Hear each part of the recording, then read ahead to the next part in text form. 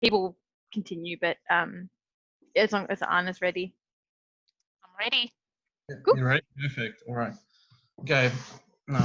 Hi, everyone. Welcome to the Legal Research Workshop. We appreciate you coming tonight. Please make sure you have something to take notes on. You're in very capable hands tonight. So before we start, we'd just like to do acknowledgement of country. We would like to acknowledge the Wurundjeri people of the Kulin Nations as the traditional owners of the land on which the university stands. We respectfully recognize elders, past, present, future, and students that are in attendance tonight. And then also I would like to thank Anna for coming tonight. Anna was a RMIT graduate herself and also the Victorian President of the Australian Law Librarians Association. She's currently works at Maddocks as the Legal Research and Training Librarian. This means that the tips and tricks you will learn tonight is on par with industry training. So make sure you take everything in. We are very grateful for Anna for coming to share a wealth of skills and knowledge with us tonight. And we also just like to thank Maddocks for their continued support. Maddocks is one of Australia's oldest independent firms and has grown into one of the biggest firms with offices across the country. The clerkship programs closed out last night, but make sure you keep your eye out for the next round. And then before I hand over to Anna, just some ground rules. Please make sure your mic is on mute. Feel free to raise your hand if you have any questions or post questions via the chat and we will bring them to Anna's attention. Please keep the chat section relevant to research. That way we can ensure we answer as much questions as possible. There will be a question time afterwards, and remember there's no such thing as a stupid question. And then lastly, be professional, respectful, and be ready to take notes. And thank you, Anna, over to you. Oh, thank you very much. I'm very much looking forward to going through this with you. You'll find that I'm quite passionate about legal research and I could talk about this underwater. So please, as Marius just mentioned, if you do have questions, please put them in the chat or raise your hand. Marius and Cassandra and Jess will let me know. I'm happy to be stopped at any point. A lot of research can get confusing. It can seem like a bit of a rabbit hole, and I appreciate that you will have questions along the way. So please feel free to stop me as I go and I can re-clarify anything I go through. Firstly, I'd like to start off with going through a legislative note-up. A lot of you might have to do these from time to time, even through uni, but a lot of the things you will find through this legislative note-up is how do I locate cases under this specific section? How do I locate commentary, journal articles, and as well as any explanatory memorandum and second reading speeches. I'm choosing to start with this first only because Law 1, as I've heard, can knock us out quite quickly. So I thought we might just get this out of the way. It's probably the best one to start with, really, because it really gets your brain thinking as to what is happening here. So first things first, locating, I'm going to stick with the Sale of Land Act. Bear with me, my keyboard sometimes lags. So, Law 1, Victorian Sale of Land Act. Now, not all law firms will have access to Law 1. Some law firms will actually have Law Lex, but it's quite similar. The only thing is that Law Now really goes above and beyond. It really collates a lot of that information that you really do need. So, as we can see here, we've found our legislation. We can see here the most current version is the 1st of March 2020. We don't always take this for gospel, which is why we need the Victorian legislation. And that's just an easy Google search. Just look for the Victorian legislation. You search for your legislation in here. Act 1962. Now, the reason I'm doing these side by side is because it is important that you make sure whatever is said on this website is accurate to what you're seeing through all the databases. So if it tells me here that the latest version is as at April 2020, I know to focus on downloading this version rather than the version that's available on Law 1. Okay, so I can see on the right-hand side here, it says 1st of March 2020. So we're good because Victorian legislation government website has said the latest version is the 1st of March 2020. So we can come back in here and we can definitely go through and look at the rest of the information that's available. So if I go to, I want to go to part where I can see section 32. So division 2, section 32.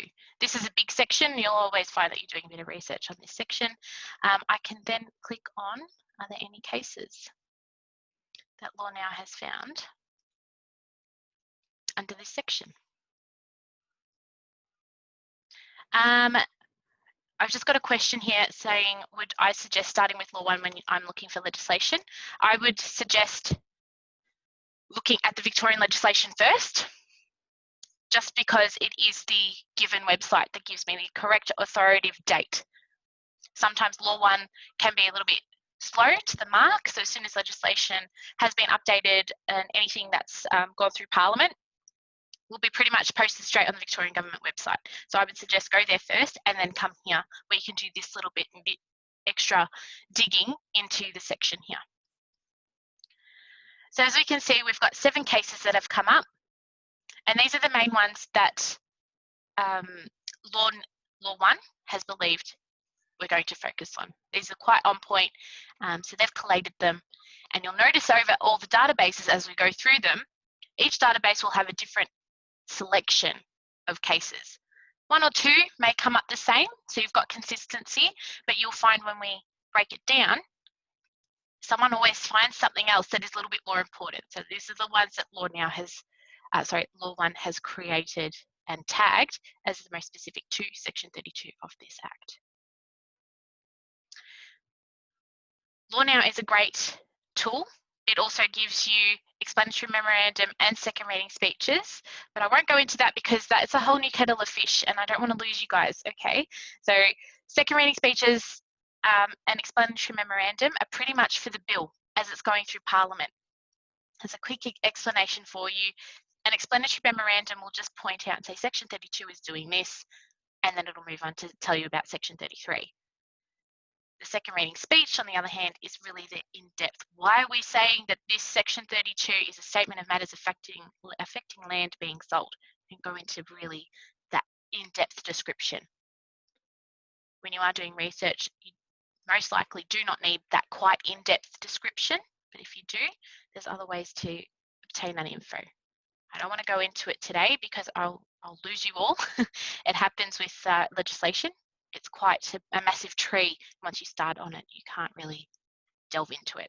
So right now, what I'm going to stick with is doing the legislative note up, which is coming to find my legislation, making sure that it is as current as possible, and then seeing what cases are coming under it from Law 1's perspective.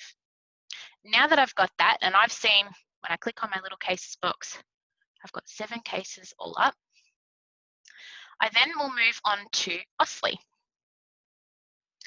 Now in OSLI, there's a couple of ways to do a note up in here. My favourite way is most definitely through LawSite. So LawSite provides me a form that sits over the top of OSLI and goes, you know what, tell me what your legislation is and what the section is, and I'll just put it in a nice table format for you. So what I might do is I might do a side-by-side comparison so you can see what it looks like. So here I will go Sale of Land Act 1962. Now make sure when you are putting in your legislation considered field, it is the entire Act in its full name. You can't forget the year. No need to worry about jurisdiction. LawSite understands where it's come from. And then here I'll stick with section 32. Hit search. Now I've got 274 cases. Now remember in Law 1, I had 7. So out of 274 cases that have been noted up, Law 1 has gone, there's about 7 of them that are quite on point, that are really the ones you want to look at. Here, because everything goes to OSLI, anything that's passed through any court is pretty much published here. So from this list, I'm going to click on the date link just to rearrange it because I want to see what the latest one was. So it's 25th of August. To see how relevant it is or how good law it is, if you'd like to know that, you click on the citation index. Now by clicking on that, it rearranges my results again and shows me that this case from 1993 has been noted up over 135 times. So this is quite good law. As we scroll down our list of 274 cases, sorry, it's just taking its time.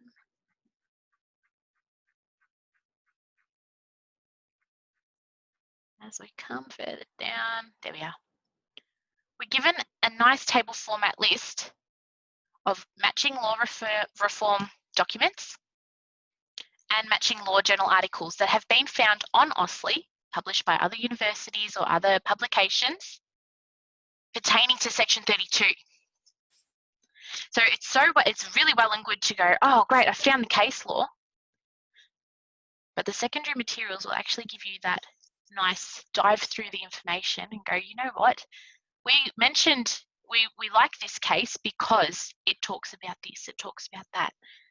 It then thoroughly goes through Section 32 and goes, right, 32 was used in this instance and also this instance.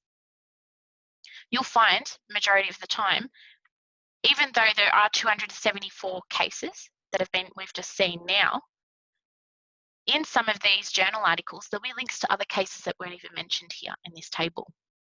And that could be because they're quite old.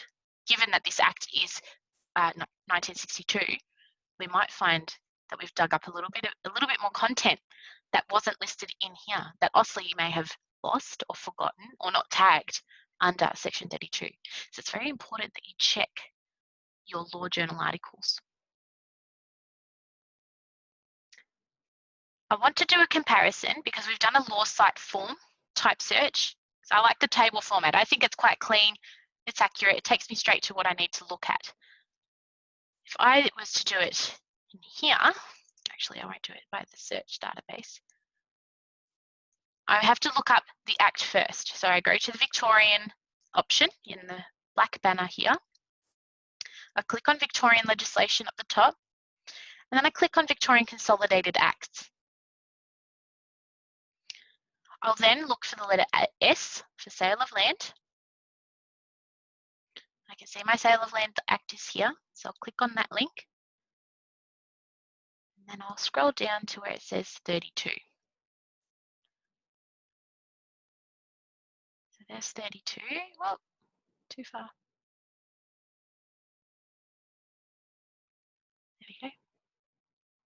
Now to get to that same table format that we just saw on LawSite, on the right-hand side here, there's a cited by button that says Note Up References. This is what displays. A little bit more clunky, a little bit more all over the shop. There's too much words going on. That's just for me. For some of you, you might find this a little bit more clearer, which is why I've showed you both ways. So then up the top, there's this little button that says Show Excerpt, which allows you to see a little bit more of a description under the case heading. Same functionality, just two different ways of going about it. And I like to show both because some people are quite visual and others aren't. So there's that tackle on both ends for you there. As I move along, I'm going to find my Lexis. That's Jade. There we go. There we go. So we've done Law 1, legislative note-up. We've done an OSLI, legislative note-up. Now it's time to do a legislative note-up in Lexis.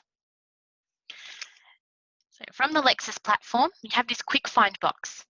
This is a box that you'll most treasure forever and ever.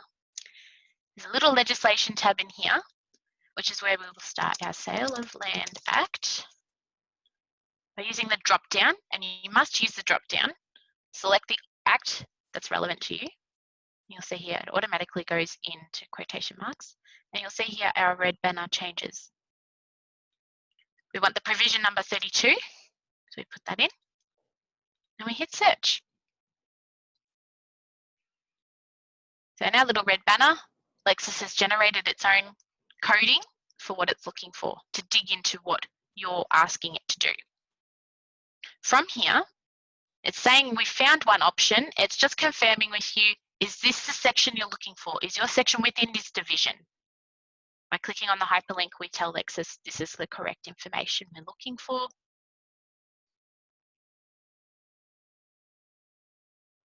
Wait for that to load. And you'll notice just beside the title, there's a fast forward button that's called View Legislation Citator. Now what this does, it's magic. Collates cases, commentary, journal articles, and textbooks on point to section 32. So you'll notice here, we've sort of built upon what we've been searching. So Law 1 had cases only, and there were only 7 cases. Keep that in mind. Then OSLI had 274 cases, but it gave us some journal articles, which is awesome. So thank you, OSLI. Now we come into Lexis, and we've got commentary. It's even better. Commentary is such grounding information. Normally when you do start with research, if you're not sure of the section, you're not sure of the cases, the relevant act related to it, you always go to the commentary. That's your gospel. With being that we're doing a legislative note-up, this is why we're starting the process this way. So as I come through the document here, as I comb through it all, I can see here, okay, there's a couple of there's that latest case that we saw OSLI had picked up, which is great. As we come down, there's an annotated legislation box. Sometimes this will be populated. It just depends on what's been collected by different companies. So at RMIT, you may have a particular planning and environment text, for example. So if you're doing a planning environment loose leaf, commentary note up, a particular section, you'll see the annotated will be populated. So in our instance, for Sale of Land Act, we don't have anything quite concrete that shows us commentary specifically annotated, but that doesn't mean it's not been annotated elsewhere. In Halsbury's Laws of Australia, for those of you who do not know Halsbury's Laws of Australia, it is probably the most well-renowned and most well-known resource in any law firm. Remember the encyclopedias, you know, the Britannica encyclopedias. This Halsbury's Laws of Australia is the Britannica encyclopedia for legal information. Halsbury's. You hear Halsbury's, you know it's the encyclopedia of any word, any phrase, any subject. You're pretty much just going to get a nice general overview. I want you to bear in mind, Halsbury's, he sits on the fence. He's neither here nor there. He's just like, yeah, this is what it is. You can sort of go along with that. It's quite general, very generic. Very much the sky is blue, it's just blue. That's your explanation in Halsbury's. But it's great because it's concrete and it's good and it gets you to the answer. As we scroll further down, you have a commentary header. Now this is everything but Halsbury's. So we've got the Encyclopedia of Forms and Precedents. Amazing. You then have Court Forms and Precedents and Pleadings in Victoria. We then have, as we come down, too far, Retail Leases Victoria. Now, if you ever hear Croft, that's an author, he's Retail Leases Victoria. Whenever you're doing any type of property work, I'll tell you what, hunt down the surname Croft, you're in good hands, I promise you. As we come further down, you've got 12 journal articles. Now these will be different to the ones we found in OSLI. Bear that in mind. Very different. The ones in OSLI capture the university and general legal publications, whereas Lexis and the other 2 platforms I show you will capture specific subject-related bulletins, journals, rather than the academic side. So you want to read through these. They're all on point. And you've got your textbooks. So this textbook, for example, you would highlight the title, copy it and paste it in your library search engine. So search the library catalogue for this book and then go to this chapter number here. This paragraph number, it's telling you, go to 23, chapter 23, paragraph number 26. That's what that's telling you. If you see a textbook in this legislative note up that you do, go to the textbook. Do not dismiss it because there's no hyperlink. Now you'll see here, as I said before, anything with the surname Croft in it for property. You're safe. As we scroll further down, you'll then see the cases that were selected here. Now these will reflect and be the exact same as they were on the OSLI platform. It's just that here we can actually see a little bit of a flag happening here. So we can see how this case has been treated, how it's been treated with section 32. So it's been neutral, it's just good. Anything that's yellow, treat it with caution. Anything that's red, it's not good anymore. It's been overturned, overruled.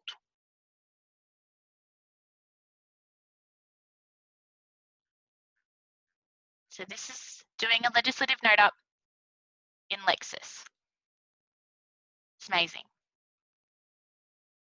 Any questions before I keep going? Anna, I think there was a question in the chat. I think you might cover this later, but I think there was just a question from Tiffany regarding whether we can use a similar function in Lexis for cases, I suppose, for things that are not featured in legislation. Yes, yep. So I will do a case note up just after this. Fantastic. So stay tuned. The rest of the legislative note up is to be done in Jade. You all should have access to Jade, and I hope you've all seen Jade because I love Jade. Jade doesn't do legislation or commentary, okay? It does case law and legislation. So it mixes legislation and cases together, so it joins the hands everywhere, if you will. So to find section 32, this is a little trick. I just learnt myself this year, which is kind of cool. You go S32 space Sale of Land Act. Wait for the drop down, and there's a drop down in here that says Sale of Land Act section 32 show citations. That's what we want to click on.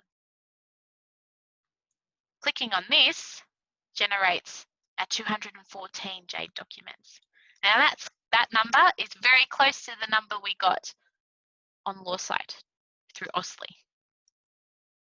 It's missing about 60 odd cases, but hey, it's collected a lot of them. And you'll see here, the 31st of August is the latest case, which if I was to go back to the LawSite results and rearrange by date, the latest case was the 25th of August. Very interesting. Because usually OSLI picks up everything first. But in this case, Jade picked up this case before OSLI did. And that happens. That's nothing to worry about. As long as you're checking all these platforms, you're not going to miss anything. So say, for example, you thought, oh, Jade just does cases. I don't really need to look here. You would have missed this Sing case. And then you would have felt, oh, it's actually explained it a little bit better than that case from the 25th of August. The reason I'm showing you all these different ways of getting to the information is because it's so vital that you do not miss anything. All these databases work hand in hand. Yes, they say a little bit different, but if one of them says nothing at all, you can close that off and go, I don't even need to concentrate on you. I'm going to focus on the rest of them. It is so important that you put in the time and effort and you build your skills while you can now to make sure you're being efficient and effective going through these systems. So that's Jade. Anna, I have a quick question. Yes. Go. So would you say basically then that none of these sites are better than another? There might just be circumstances where for whatever reason you might have more results on one site for a particular area of law than. Definitely. Okay. So all of them will give you some benefit in some way. Some databases can be a little bit more effective because as we can see, we've got Paul 1, Jade, Osley, and Lexis that give us a form we can get to this legislative note up quite quickly, quite efficiently. So you'll probably want to use them quite as fast as possible because it's all set up for you. When you come to CCH and Westlaw, it's where it becomes a little bit more complicated because they don't have a form available to you. So in this instance, we would put it in a phrase. Now I have to say, and I'll cover this again when I do the commentary info, when doing a search term phrase or any search string, which is what I'm building now, your phrase only works for terms that have to be together. So what's an example? Where do I start? That's a phrase. You don't want that separated. You want that together. You want the system to find that phrase. Where do I start? You wouldn't put quotation marks around the word where, for example. That just confuses the database. It goes, well, we're not looking for a phrase. You're just looking for a term. So to save yourself time, if you're looking for a phrase and you need it to be together in the exact same format you've got, put it in its quotation marks. From here, I'm going to say to the system, I want to see Sale of Land Act 1962 within the same sentence as Section 32 or S32. And I'll put that in a phrase because if I don't, CCH will have a heart attack. Or S space 32. The reason I do it this way is because there's so many different ways. Commentary has noted it up, cases have noted it up.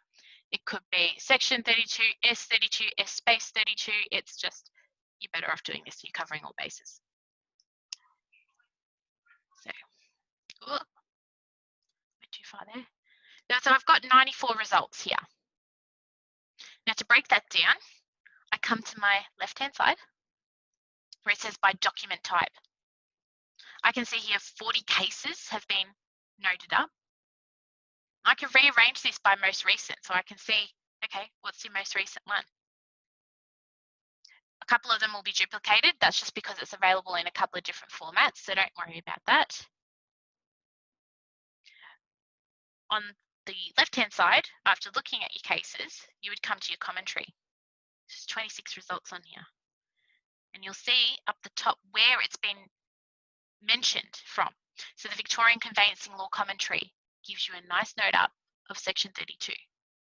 So I can read this and go, oh, yeah, it's giving me good pointers here. It's giving me further paragraphs to jump into, and it further explains it nicely. CCH, when it gives you commentary, I highly recommend you read it. And I cannot stress that enough. Read the commentary CCH gives you. It is gold. Gold.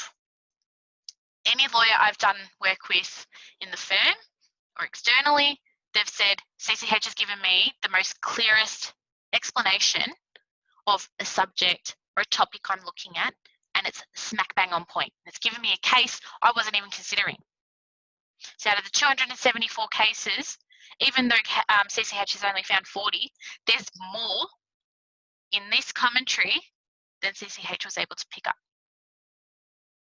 A lot of you may not have used CCH before.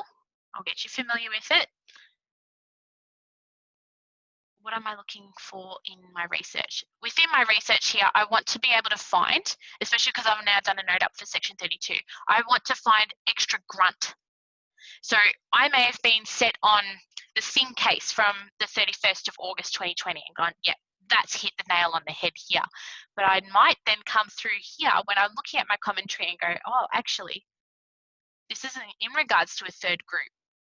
What has this got to say? And you'll see here, automatically, you have a case from the UK back in the 1800s. And that was the one that started all the conversation on what you're looking at on that subject, on that topic. All of a sudden, you're in a whole new rabbit hole. But it's hit the nail on the head. So you could follow this case and do a case note up, which I'll show you how to do shortly. And find out, oh, it's talking about this. It's really, I thought what I thought I had figured out is not the case at all. And to be able to show someone your findings that way is incredible, because they'll go, well, I was thinking along the same lines of that too. I can't believe you found that. This is why it's beneficial to go through the information that's handed out to you. Another benefit of this type of legislative note up in CCH is we get to see if there's any checklists or precedents that have come up from our search. So I can see here, this section 32 was part of a checklist, and I can either hit the go to search term option just here to allow me to jump down to that info. And what's beneficial about this is it also takes you through to paragraph further reading as to why this has been part of the checklist.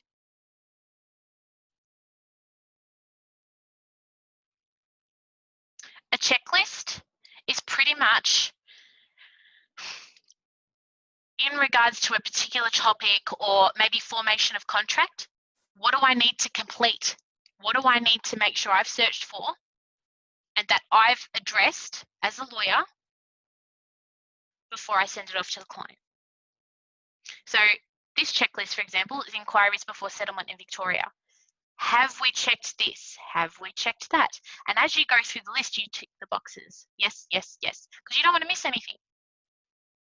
Especially if it's a formation of a contract, you don't want to miss a step. God, no. And CCH will have that. Nice little checklist for you. So that's CCH. I will come back to CCH. So if you have any further questions about him, think on them.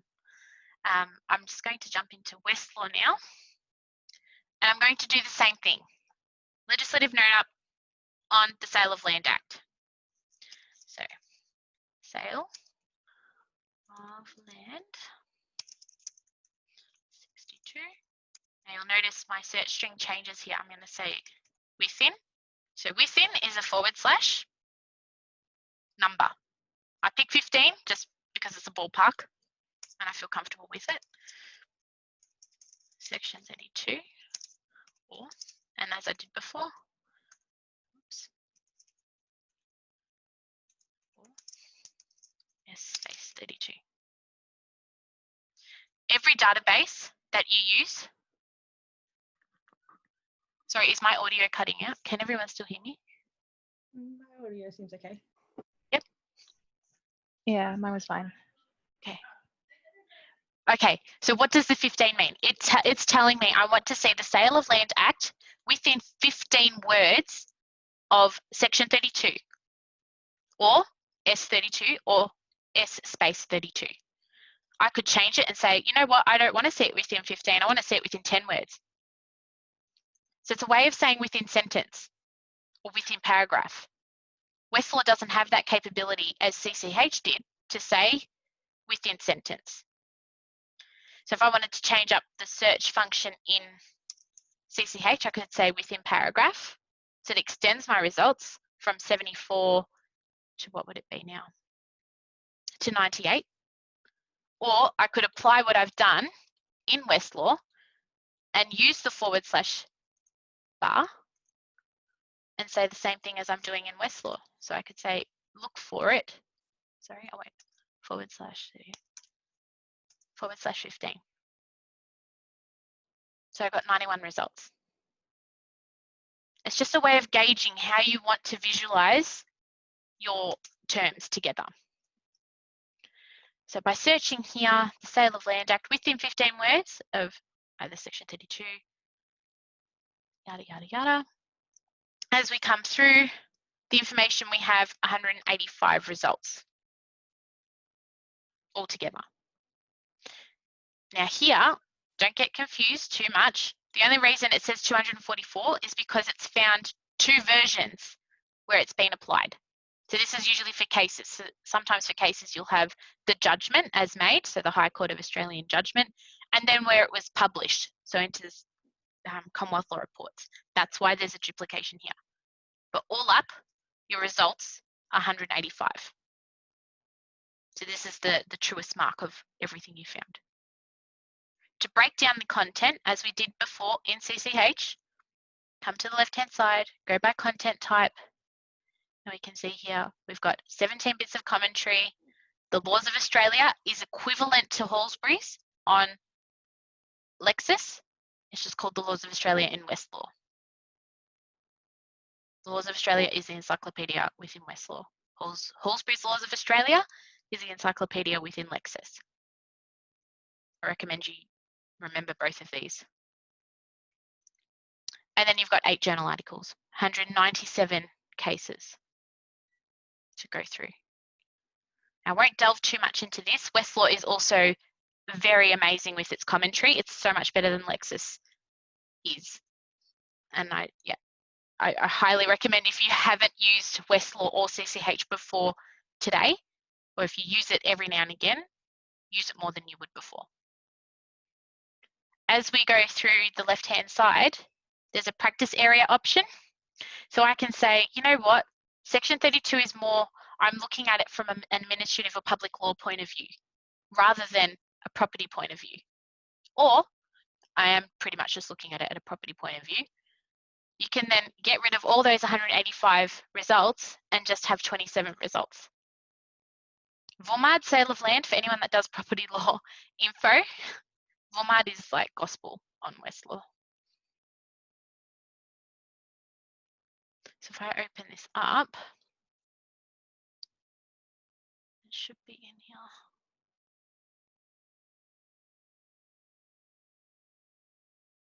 There it is. Alrighty. Well, too far. Sorry, guys. So see this option here, 32, Statement of Matters Affecting Land. So that's the actual, obviously, title of our section. I'm going to click on this and show you here, right? It's demonstrating you the legislation, and below is the annotation directly for section 32. This is what, if we had a resource on Lexis, if you saw that annotated legislation tab, if you remember that, what would have been populated in Lexis if we had a resource on Lexis is what's here in Westlaw for that commentary. Straight on this, breaks it down, gives us the cases that as it explains and goes through for you. Gives you further cases as you go through. Cases you probably hadn't even thought of using. Note here, we've got a 1988 case that wasn't captured on OSLI. You've got a couple of BPR cases. Everything in here that's hyperlinked, you've got access to straight away. If it's not hyperlinked, I would definitely put it into either CCH or Lexis just to see if they've got that citation.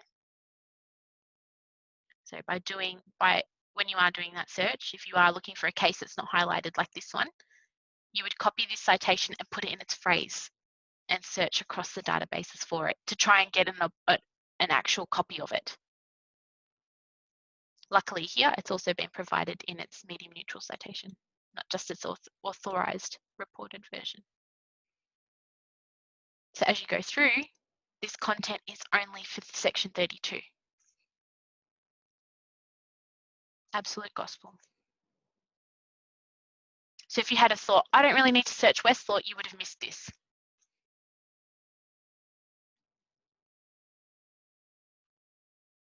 Is the commentary section a good place to find comments made in passing? Yes, yes it is. Very much so, especially journal articles too, because anything that's been overturned or had to go into appeal, the journal article, whoever the author is, they'll pick it up straight away and they'll talk on it and they'll go, you've got to refer to section 32 commentary in VOMAD, or you've got to refer to this textbook for further readings and understandings of where I've went. So the reason I've showed you a legislative note up is because it's collating everything for you automatically.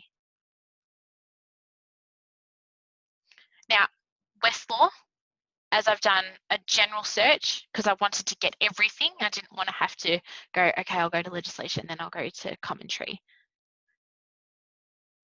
I can specifically say to Westlaw, show me cases only that note up my section and my provision and my act.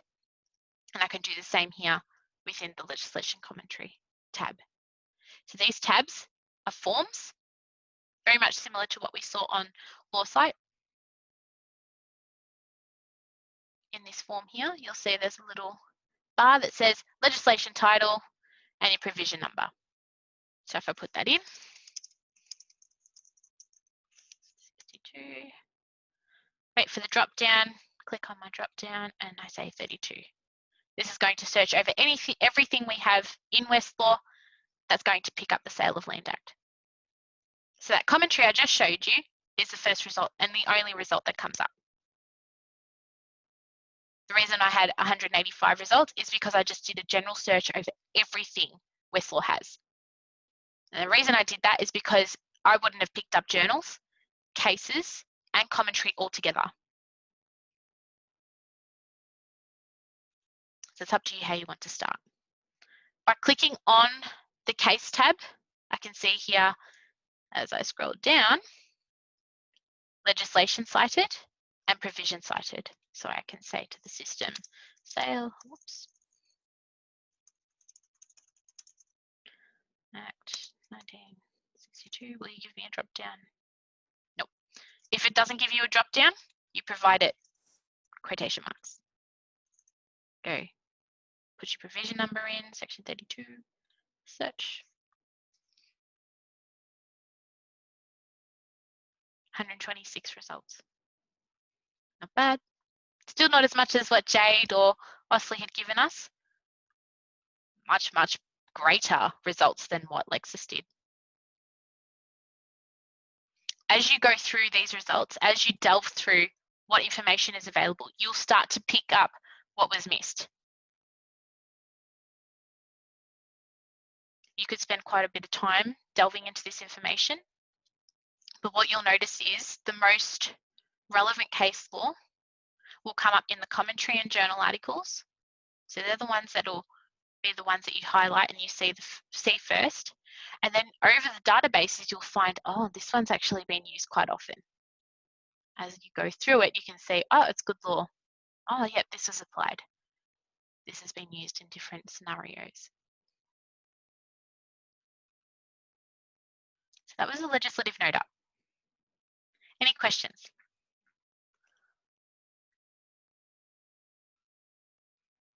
Okay, I'm going to move on to searching for case law. So I'm just going to reset the databases, so just bear with me, because we don't want you to get too confused.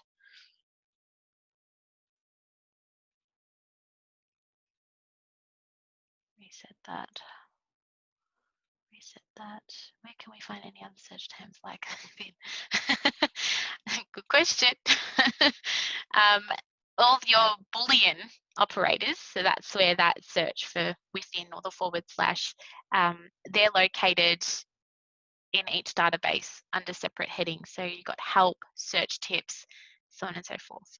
But I do have a Word document I'm happy to circulate to anyone that would like it that collates everything all together on the one page. What was it, 2 pages 15 has just been like my favorite thing. Yeah, you'll find after today you'll all be using your Boolean operators a little bit more. You may have all just been using or and the word and, but you'll find with these search terms, it's much easier. So to do a case note up or a case specific to subject or a topic of that sort, I think, Tiffany, you said it was aged care you were looking at. Is that right? Common law, age of criminal responsibility, right? So just close that. Whoop. Yeah, so if I can just clarify, Yes, like please do. what I was meaning was not so much more like particular cases, but just like the rules of law that you can find in the Judicial College and things, like the age of criminal responsibility that aren't codified. Yep. That kind of thing. Okay.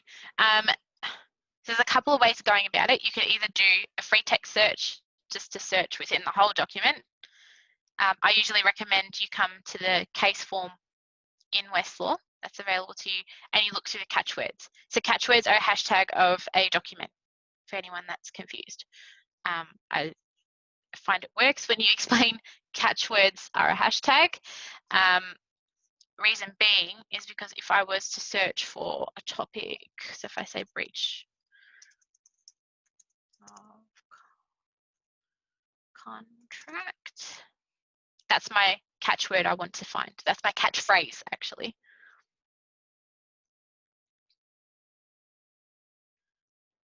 Let that search. Now, when Westlaw takes forever, don't forget, don't just close it off. It means it's found so much information. As you can see here, we've got over 2,000 results that have picked up cases that mentioned breach of contract. I'm just going to open up the result that we see here, the Kimber case here. I'm going to select first point. The first point is just a nice digest of my case. It's giving me outline of what's happened within this case here. There should be a words and phrases area. This is probably the worst case to pick, but hey, I'm going to open up the judgment tab, and I'll see here, magistrates appeal and review Queensland appeal, breach of contract. That's my hashtags of a case, pinpointing me exactly to the topic I'm looking for. If I search for breach of contract just generally, I would have got over 10,000 results. But because I want to find a case that specifically deals with a breach of contract, I put it in my catchwords, and that's where I'm going to get it from. If I go back a step, back to my search form in my case area here, I might be looking for where was breach of contract defined? Has it been defined before? In this case form, there's a words and phrases box. This words and phrases box shows you word or phrases that have been judicially defined within a case. So here I put my breach of contract, and I can see here 5 cases have defined breach of contract in some way. By clicking on the subject or the word that's been highlighted, it's going to take me to where this was defined. So if I just click on that,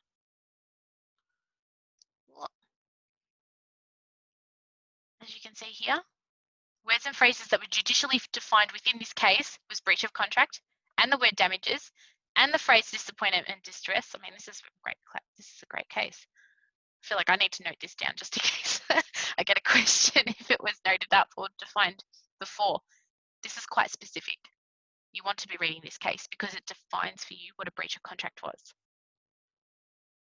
This is effective, but when doing a judicial consideration of a definition that you're looking for, anything judicially defined, this must, and I cannot stress enough, must be followed up with a legal dictionary note up. So I'll just quickly grab it. This one should be most definitely in your RMIT collection, Australian Legal Words and Phrases Dictionary. This is amazing. If you've got this and doing this type of judicial research, you're not going to fail. Tiffany, have I kind of covered that off for you? Or have I kind of lost the mark for you? No, I think what I wanted to know though is like say with the Magic Lexis Advanced tool that you used, is there anything that you can do like that in the Lexis Advanced Magic tool where you could bring together all the journal articles, textbooks, that type of thing about something that is just case law, like common assault, age of criminal responsibility, that type of thing, if that makes sense?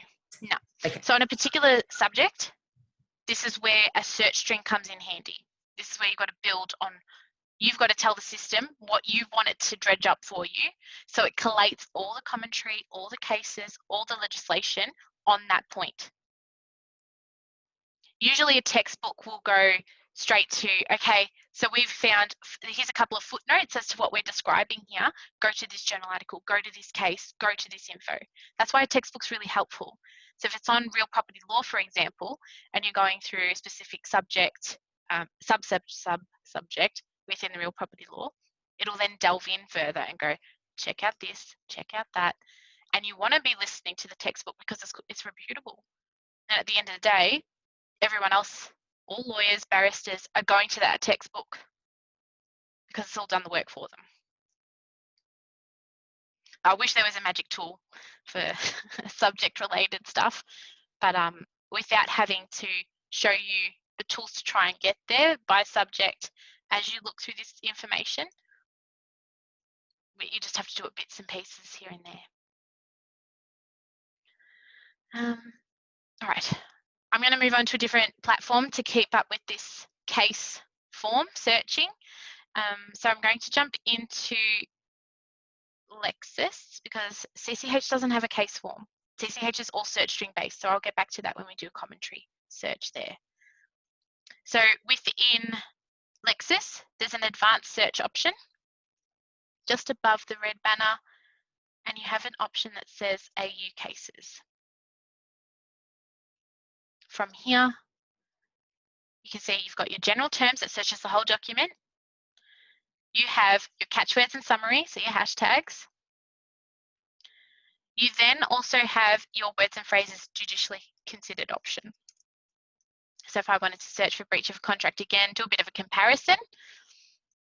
So there was 5 cases on Westlaw and 6 on Lexis.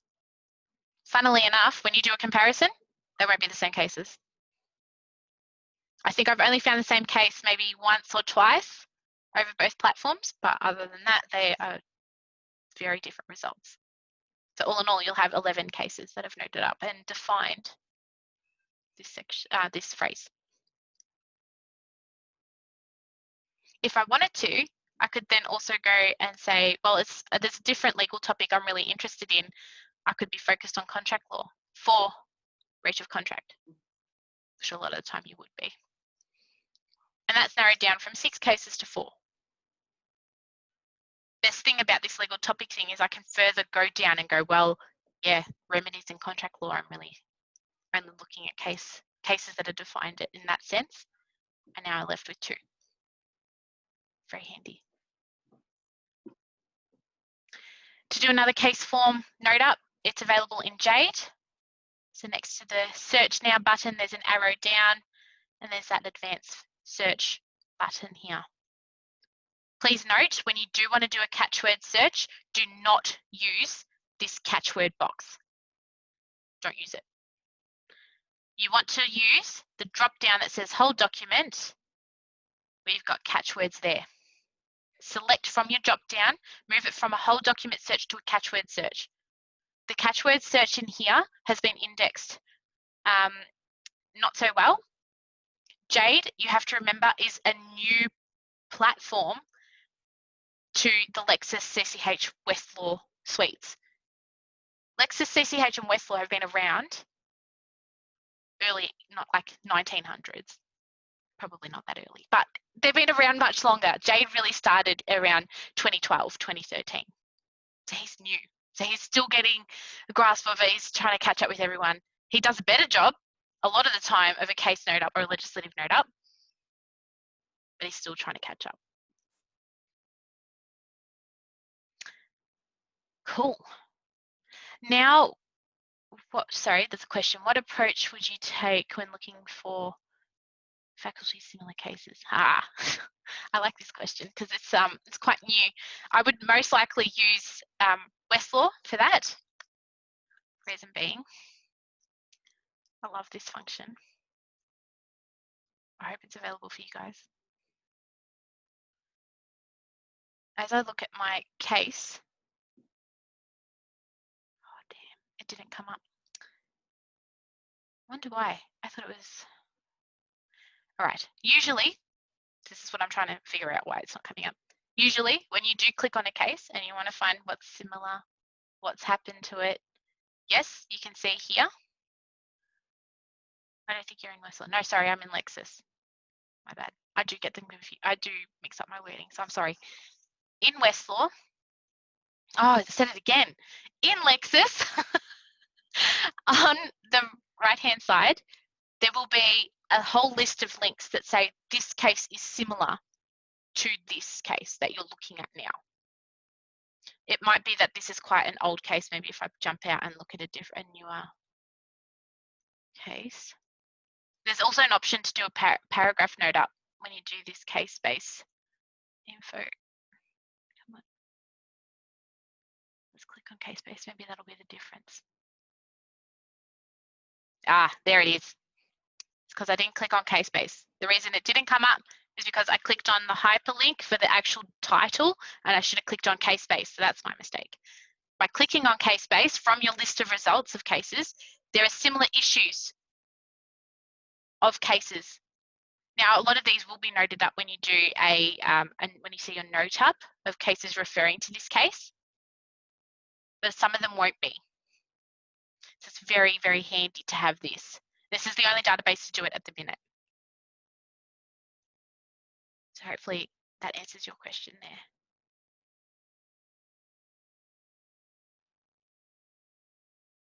All right, I'm going to move on to doing a commentary note up, just being mindful of time. Commentary is the place to start. I wouldn't be able to stress that enough. You'll notice I haven't gone to Google, I only went to Google for the Victorian legislation website. That should be on your RMIT catalogue anyhow under the legislation heading. But the only time I would really go to Google is when I'm doing a department, council, really external type of research. Because all these databases are already capturing all the information I need. I just need to tell the databases, and I need to be able to tell them in a way that will dredge up that information. That's why by sharing the Boolean operators and being aware of them, you're going to be able to tell the database specifically what you want. The information available on these databases is more reputable than what's available on Google.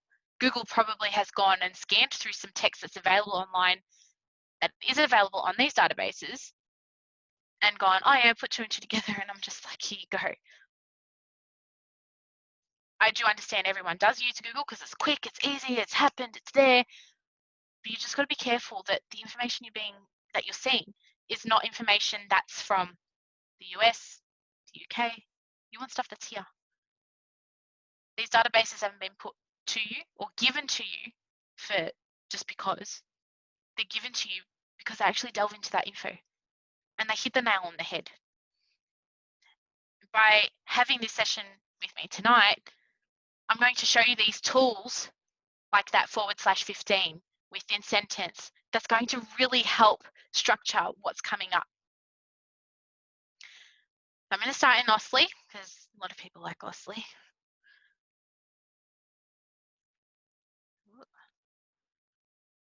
There we go.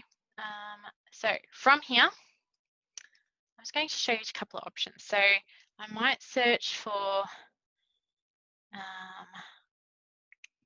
what should I search for? Breach of contract. So I'm going to search breach of contract, and I want to search for frustration. Now this is without me using Boolean operators, okay? So breach of contract, frustration. It's found 2 documents. I think I may have narrowed this down too much. So what I might do, instead of saying frustration, I might say sale of land. Oh, no. Yeah, I'll just say the word sale. Let's broaden our search, guys. Oh, dang it. Look at me, I'm getting too excited. I'm forgetting to close off my search quotation bar. All right, so breach of contract, the word sale. I've got 24 results. Let's put in the word and. See how the results change. 17,000 results. Because I've said and. I'm going to change it again. And I'm going to say the word near. Change it again. 2,895 results. Oh, good question, Gabriella. Why don't I put the word sale in quotation marks? Because it's standalone word. I'm not telling the system search for sale of land because I'd need that to come together. The word sale is a standalone term. There's nothing else it needs to be attached to. The reason I use quotation marks is because I need it attached. I don't want it broken apart. I don't want it separated. Okay.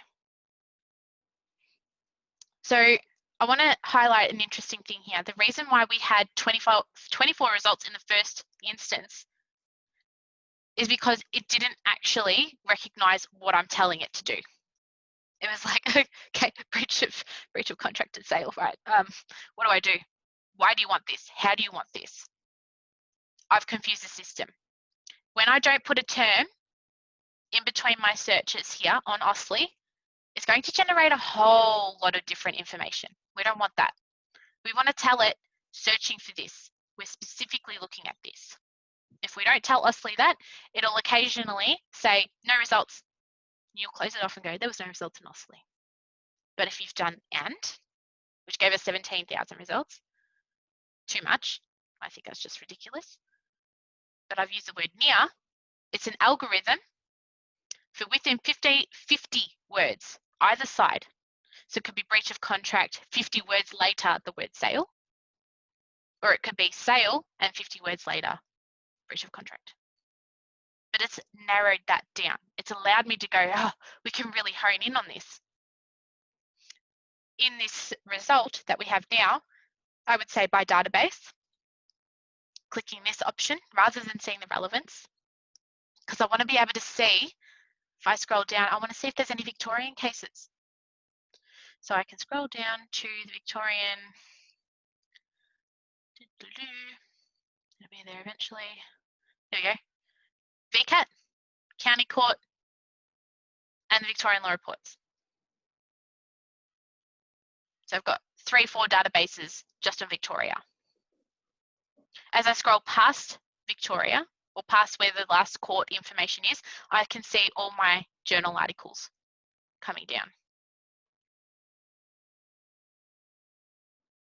So you'll see that. I think my screen froze a little bit, but that's okay. So the word and the word near for OSLI, use them. Now we don't need Jade because Jade doesn't do commentary. I'm not really going to worry about Jade. We've done the legislative note up. We've done how we can get cases in there. It's amazing. It's great. You can do paragraph note ups in there. It's awesome. Don't forget Jade. So he can go now because we're doing commentary. So I'm now in Lexis. I'm so excited to show you this. Can't wait. So Lexis, I'm going to do the same thing. Breach of contract.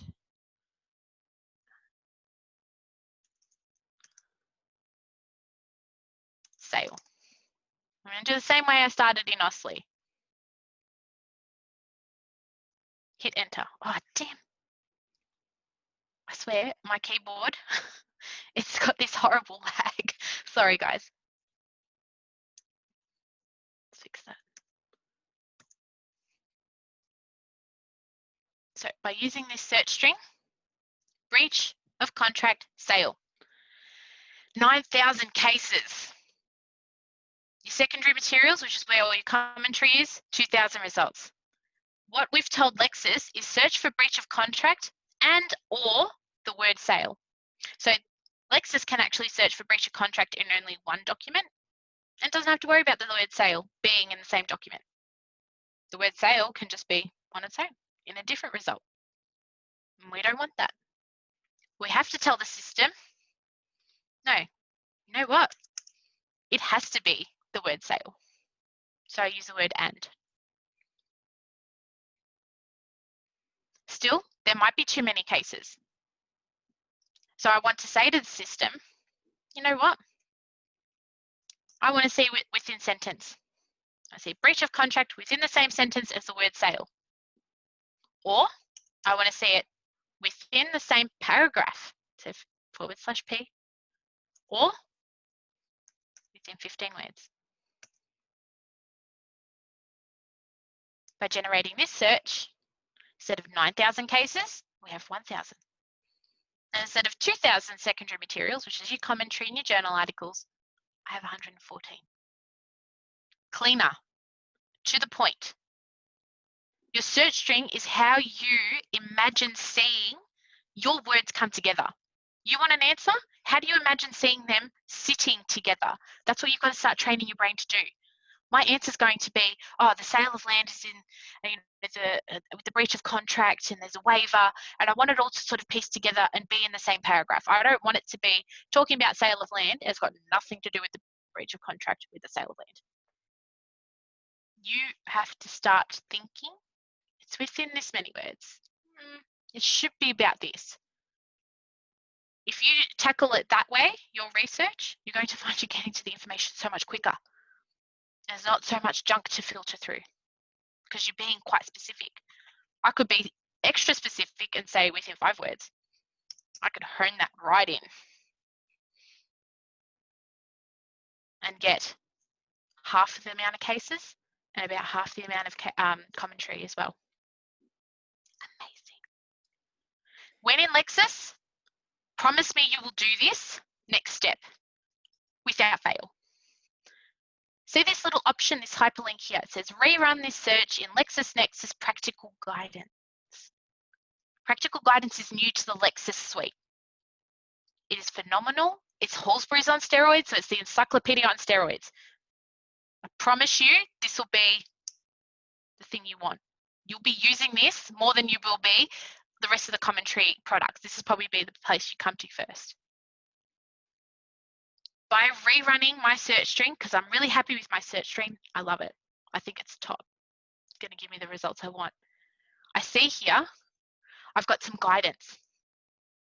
There's a bit on termination. That might be exactly what you're looking at. This is going to filter through and put together everything from nationwide about termination in regards to breach of contract within 15 words of sale, or 5 in our case. So say hypothetically, this was right on point, and you could come here and go, look at that, it's taking me to some more case law. And then up here, you could go, oh, look at that, I can go further to breach. So think, oh, I wouldn't mind reading up more on breach. It gives me a little bit more information.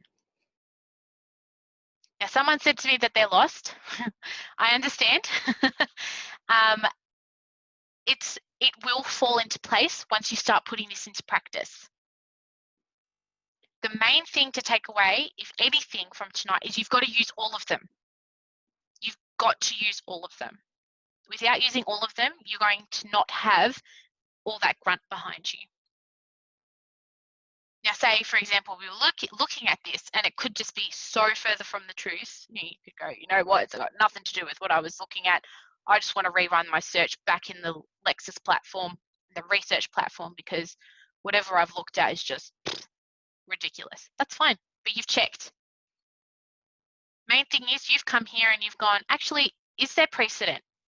Or is there a form? Or is there a checklist where I can go through and it's talking to me about a breach of contract within the sale and recovery of land? Is there anything further that I've missed? This is why we come to this platform. This is why we dig everywhere. So if you're happy to say practical guidance got no help for me, go to your search banner, where you've put in your results, hit the enter button or the little magnifying glass to regenerate the search so you can then see the rerun hyperlink into your Lexis platform. So you can go back to the results you initially saw. If you think, God, that woman, I have no idea what she was on about, going to practical guidance, got no point for me, that's fine. Rerun the search, stick with research. As long as you're in either platform, using both or one or the other, you got it covered.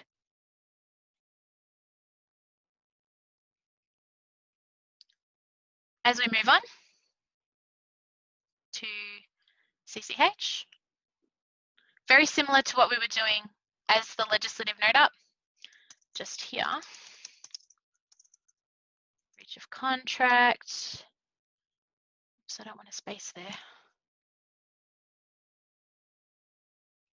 Where'd you go? There. I'm going to say within sentence of sale. Hit the search button. Taking its time. 421 results. Now, if I don't say a word in between these two, best thing about CCH Oh, why can't my cursor go in there? There it is. I feel like my computer's having a day. Now, if you decide, I don't want to do search terms, the only platforms that allow you to get away with not doing Boolean searches is CCH and Westlaw. They're the only two platforms that will be like, yeah, don't worry, we got you. We know you're looking for the same terms in the same document. Don't stress. So if I wanted to, I could just go, yep, do a general search for me. It is still 3,000 results. It's not 400 that we had before, but you can rest assured your terms are coming up in the exact same document, relevant, very relevant. Again, you would break it down by the left-hand side. So I might stick with the initial result that I had that said within sentence, because 400 results is more manageable. So I come here and I can see practice tools. So I've got a precedent in here. I should do. I've got commentary. I can break it down by topic. I can also break it down by jurisdiction. So if I say topic, I could be looking and make sure it say, yep, it's definitely in regards to conveyancing and property law. Boom. From 421 results, I've only got 40 results. Cleaner. Just because I'm going by topic. I can then open up my document type again and then see it's all cases. And that's okay. To reset your results, to start again, you select the all results option. And then we can just go by jurisdiction and select Victoria. CCH is probably the only platform that doesn't have that, you know, there's much cool hibbity-bibbity things that's going on in the back end, but it's still effective. The final platform is our Westlaw platform. So we come to Westlaw.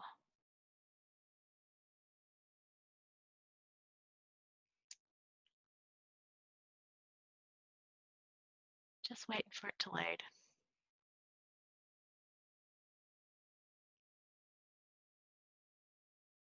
Westlaw's like, dude, I've never been used this hard before. It's like, I can't deal. It's been so much back and forth.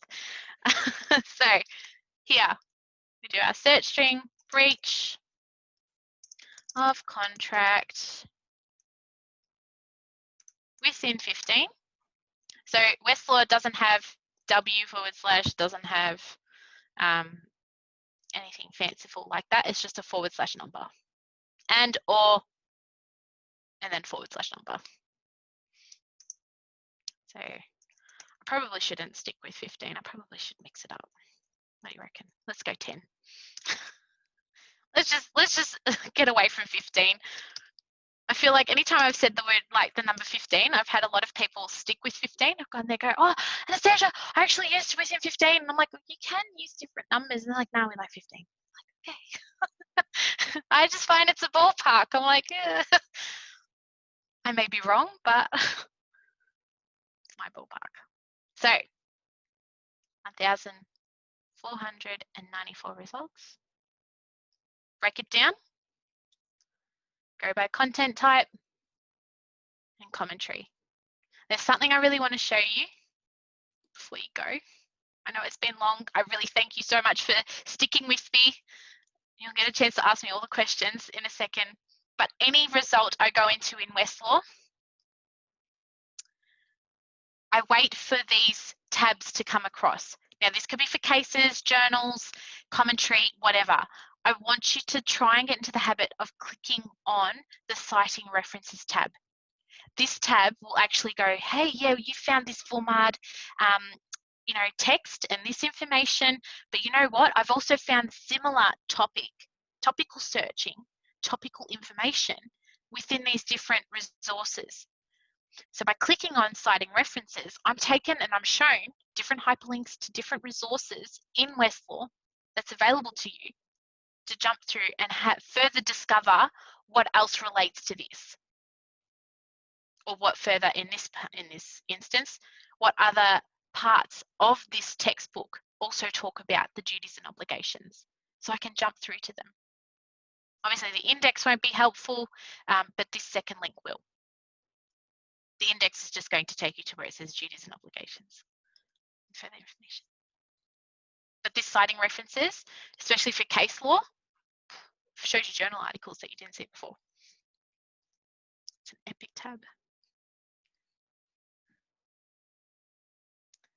But that pretty much comes to the end of what I was going to take you through. I'd love for you to ask me a question. We still have a bit of time for some questions. If you want me to go over something, it's a lot to take in, I know, and it's been such a long day. Oh no, sorry. We had Okay.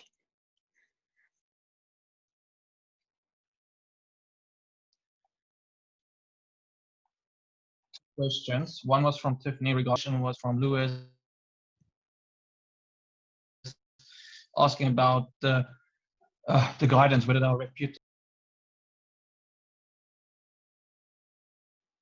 Sorry, I think Marius might have cut out there. So the question from he did. Lewis was, who writes the guidances? Oh, yes. Is it all?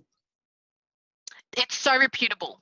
A couple of them in practical guidance, you'll see there's a lot of Maddocks people. Yeah. Not to toot our own horn, but we do a lot of work in the cybersecurity, social security space. So Lexis will go through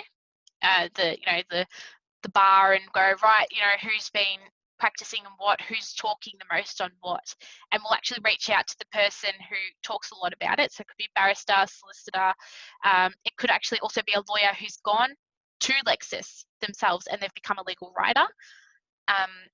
So they will then put it together. It is very reputable. It's a gold mine of information, and it's only been new for us here at Maddocks for probably a year.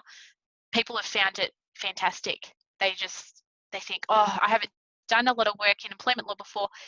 If I go to practical guidance and look up that information, it's phenomenal. So if I can, yes, please. Question from that.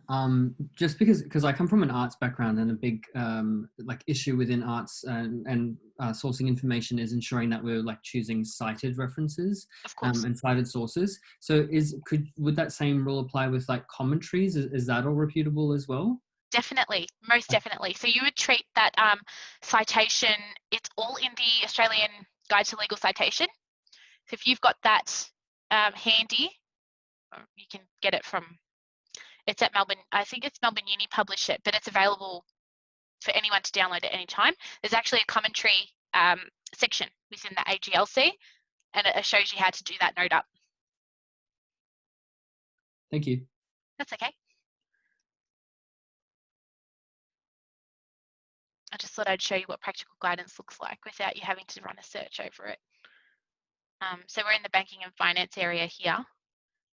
And if I look at my topics, I can see under asset finance, what's further noted up about asset finance. So I can get that understanding.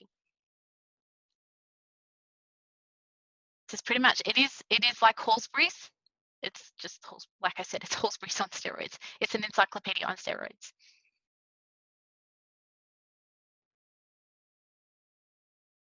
You've got toolkits, checklists, precedents, all relating to a subject. The practice areas you guys have access to. I think it's more than what we do.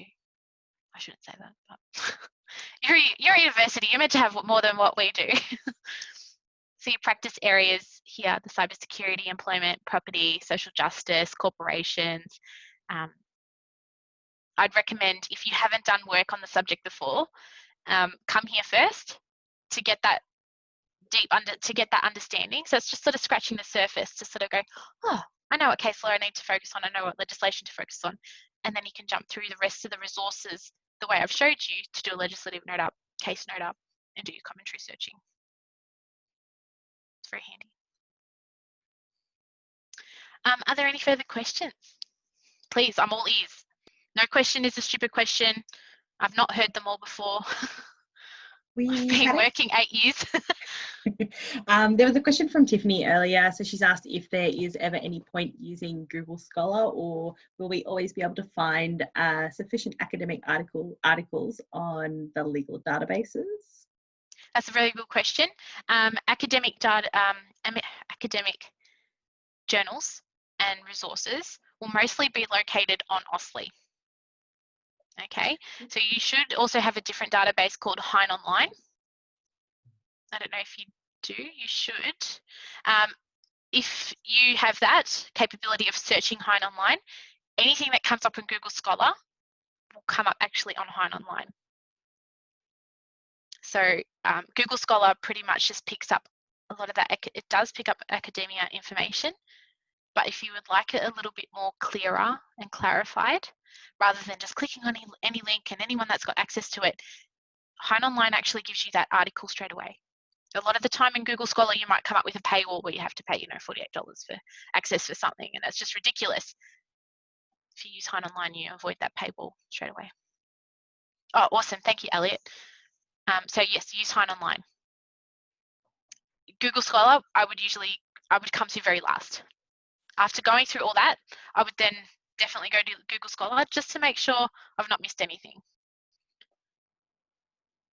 That's usually the last thing I think about when I, from a corporate point of view, when we do research, we do have to search a lot of academia information, but because we've got access to Hein Online and OSLI, it's pretty much covered straight away.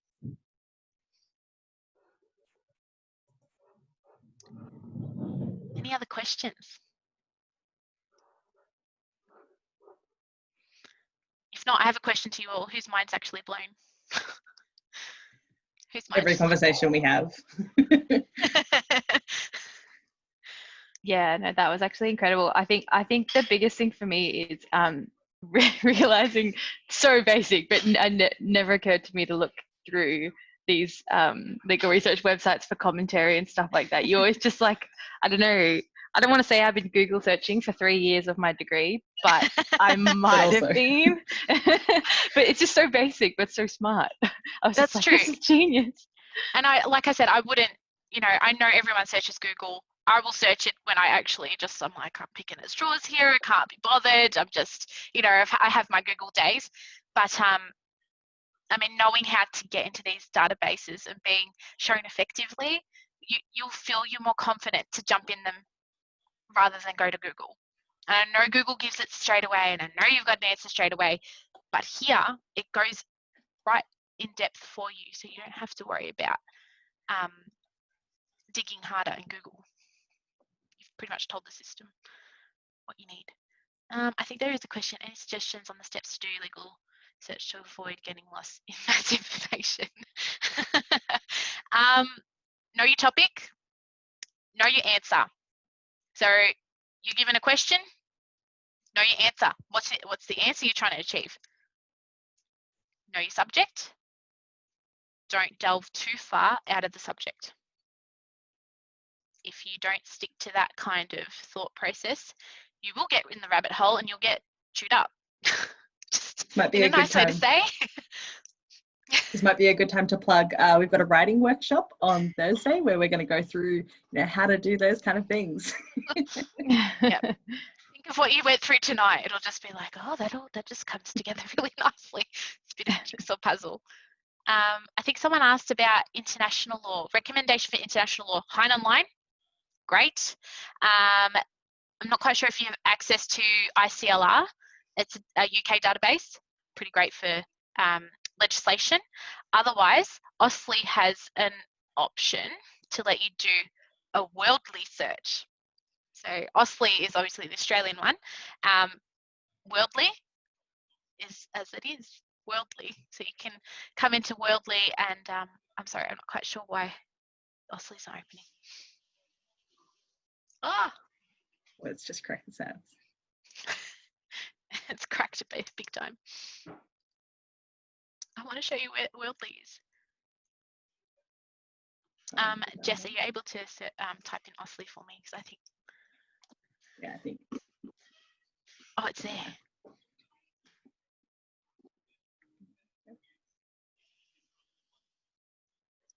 Cool, thank you. Let's scroll down. Well, let me scroll down. I hope so. Yeah. I think we've broken OSLI. It happens. as you scroll down, there it is. This link, FALM. Click on FALM. This will then take you to a list of, come on. There we go. See all these icons that have come up, guys, down the bottom? It actually takes you to the equivalent OSCE worldwide. So Bailey is the UK one, NZLI, New Zealand, Canley, Canadian,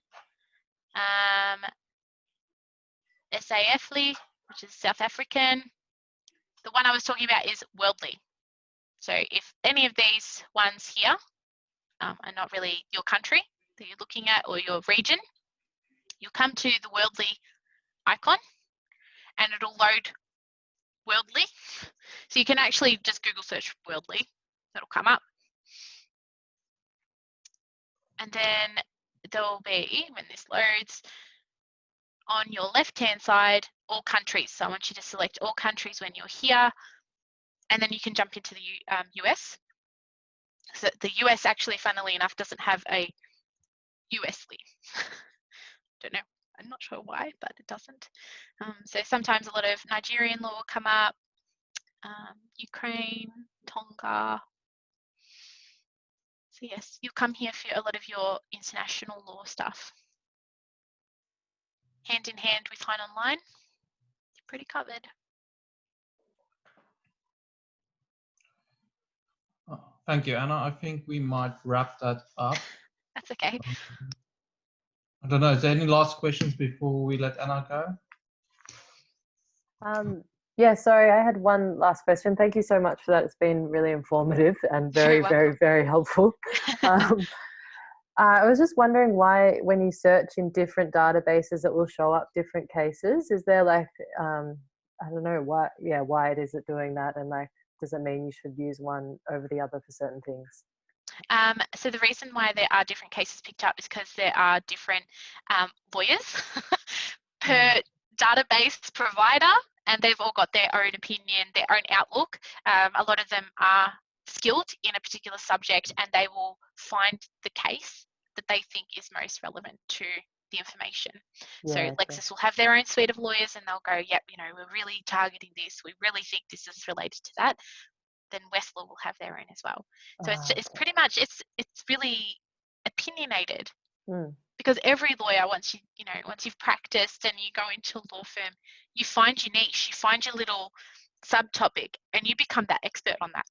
Yes, you learn other topics, but you become that expert. Yeah. And then that's where the databases will go, we want you because we focus on that. Yeah. And it'll change over time. Yeah, that makes sense. Excellent. Thank you so much. You're very welcome. I would like to say, if you do want to reach out and ask me any questions at any time, I do believe RMIT has tagged me on Twitter and LinkedIn. So do feel free, to reach out. And if you want to find out when Maddocks is doing the next seasonal clerk, or the next graduateship's open, please, I'm all ears. I'm happy to reach out and help anyone at any time. I will make sure I circulate the bulletin sheet that I mentioned before, so you all have access to that. But yeah, I really appreciate you all taking the time, and I know it's overwhelming, so thanks for sticking with me this long. That's massive thank you to you, Anna. I think everyone's head is sufficiently expanded tonight, especially those of us who have been doing our degrees for a while. So I think you've changed our lives today. So big thank everyone, just a big thank you in the chat. If you have a second, Anna's given up her time tonight to help you all with this, and she's got her own day job. So yeah, so big thank you from us, and we will post the recording of this on the LSS website. It'll be in the newsletter, and we'll also give you guys Anna's contact details if you would like that as well. And when we do get those search terms and everything, we'll pass those on and make sure everyone gets them. That's it. So have a good night, everyone, and thanks, Anna, again. Hopefully we'll see you at the next workshop as well. Looking forward to it. No pressure. I'm already there, don't worry.